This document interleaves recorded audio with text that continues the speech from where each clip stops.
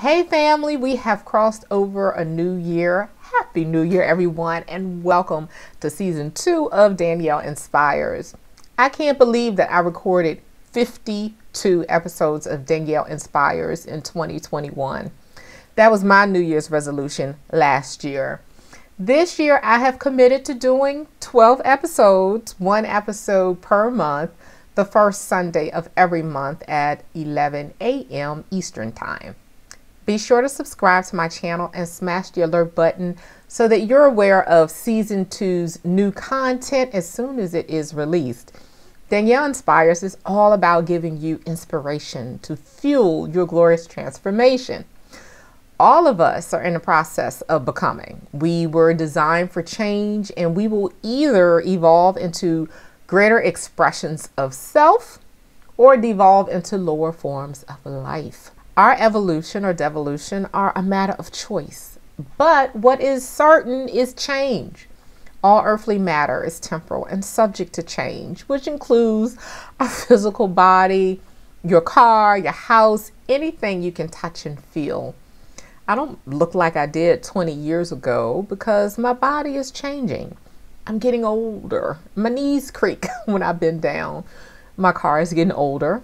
I can see the paint fading and peeling in the Florida sun. And though my house is newly built, it is aging as well. I got interior doorknobs falling off already. We can't stop the clock from ticking, bringing us closer to the end of our journey on Earth. We all know someone who did not make it to see today. Their journey on Earth ended. But yours continues. What will you do with the precious gift of life dwelling inside your body? What brings you into 2022? Are you here purposefully, or were you dragged in by time? Whether you marched into the new year or were dragged in, you've crossed over a threshold into something new. And there are some things you need to leave behind in 2021 and some things you need to bring with you into 2022. Name for me one thing you need to leave behind. You can type it in chat. Confess you are done with this thing or this person. It's over right now, and we are going to leave whatever it is that you need to leave behind in 2021. If it's broken and not worth fixing, let's declutter our lives, our emotions, and our mental space and throw away what's not serving us. Now, name for me one thing you need to bring with you into 2022. The last 2 episodes of 2021, I talked about getting the courage to move forward. That 2-part series cultivated courage in me, and I'm going to bring courage with me into 2022. Courage isn't the feeling of fearlessness. Courage is a commitment to confront whatever is standing in your way. Remember, you cannot change what you will not confront. And I plan to begin this year confronting those wayward habits I have that are consuming my time and my mind. I'm committed to being courageous in the face of uncertainty, confusion, disappointment, fear, financial insecurity, or whatever is standing in my way. Name your one thing you need to bring with you into 2022. Just list it in the chat, and let's trust God to strengthen you to stand firm in your confession of faith. God is pouring out new wine this year. New wine signifies new blessings and greater manifestations of God's presence and power in your life. To capture what God is pouring out, we need to prepare to receive this great outpouring. So go with me to Mark 2, verse 22, and let's start this year right by reading the Word of God together. And no one pours new wine into old wine skins. Otherwise, the wine will burst the skins, and both the wine and the wineskins will be ruined. No, they pour new wine into new wineskins. The new wineskin is your body. It's your person. It's how you see yourself. It's what you cling to and call your identity. It's your normal. It's your truth. If you are the same person you were January 2021 and that person shows up into 2022, then you have brought old wineskin into a new situation. The new wine God desires to pour out is more of his presence and power in your life. However, new blessings can turn into new problems really quickly if you are unprepared for them. If you are unprepared for what God has prepared for you, then instead of being enriched by new wine, it will ruin you. Success only tastes good when you are prepared for it. And I have spent the past 52 episodes trying to prepare you for this new season that is upon us. I spent every week of 2021 providing my viewers with inspiration to fuel their transformation, because I understand our journey on this earth to be one of evolving into higher expressions of God. Our spirits were conceived in heaven and our bodies were born on earth. That marriage between heaven and earth is what we see when we look in the mirror each day. That marriage between heaven and earth, spirit and flesh, sparked transformation in us. A transformation meant to elevate our earthly ways to godly standards. Godly standards are high standards. They are the best practices we should implement to achieve amazing results. People, businesses, and organizations desiring to perform better and be best in class spend a good deal of time studying the successes of others. When others have achieved what you desire to achieve, it makes sense to review what they've done for ideas about how you might accomplish the same thing. We humans gravitate to luxury and comfort because that's what heaven is like. Heaven is the apex of luxury and comfort. It is the model society of peace, harmony, love, and acceptance. God's domain, where he calls home, is the best in class of any society.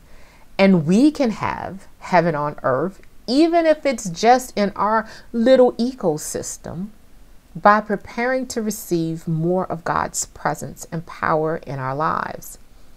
Humans aren't by any means perfectly aligned with God, but our time on earth is to be spent being transformed into productive citizens of his heavenly kingdom. One day, a new year will roll around and we won't be here. We will transition to a different plane of existence in heaven or some other place. I know it can be easy to ignore your mortality most of the time, and I know that it can be easy to ignore the reality of heaven when you are engrossed in earthly matters like paying your bills and putting food on the table. That's why I support the practice of creating New Year's resolutions to recommit yourself to becoming who you were truly meant to be. If you consistently watched the first season of Danielle Inspires, you know that I also check in with you quarterly to see if you were on track with accomplishing the goals you set at the beginning of the year. I also supplied you with power moves most weeks to keep you in action, moving toward the progress you desire. I like SMART goals, but the smartest goal is transformation. What is transformation? It is a thorough and dramatic change in form or appearance. It is a metamorphosis during the life cycle of an animal. Transformation can commence with minor tweaks and adjustments that add up to something more dramatic in time, or it can be a radical, instantaneous shift. COVID-19 brought on a radical, almost instantaneous shift in business and lifestyles. When the pandemic began in March 2020, the work landscape changed dramatically and permanently, and so did employee preferences. According to FlexJob's 10th annual survey, 58% of respondents reported wanting to be full-time remote employees post-pandemic, while 39% want a hybrid work environment. That's an astounding 97% of workers who desire some form of remote work.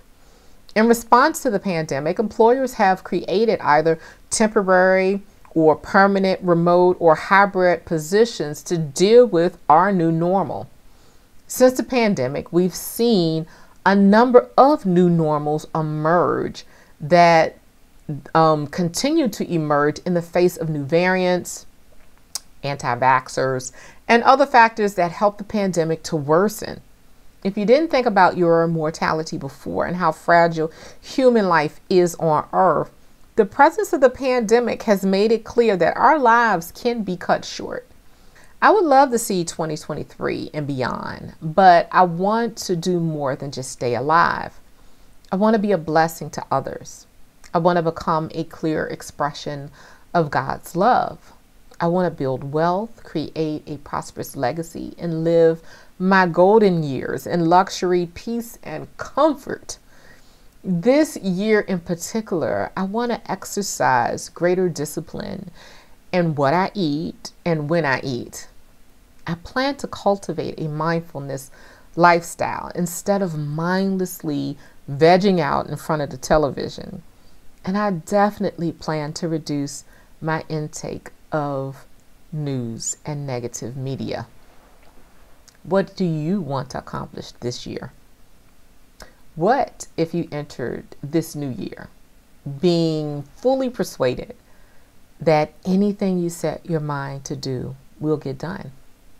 If all the limitations you believe to be in place were lifted this time tomorrow, would you need to revise your goals and plan bigger?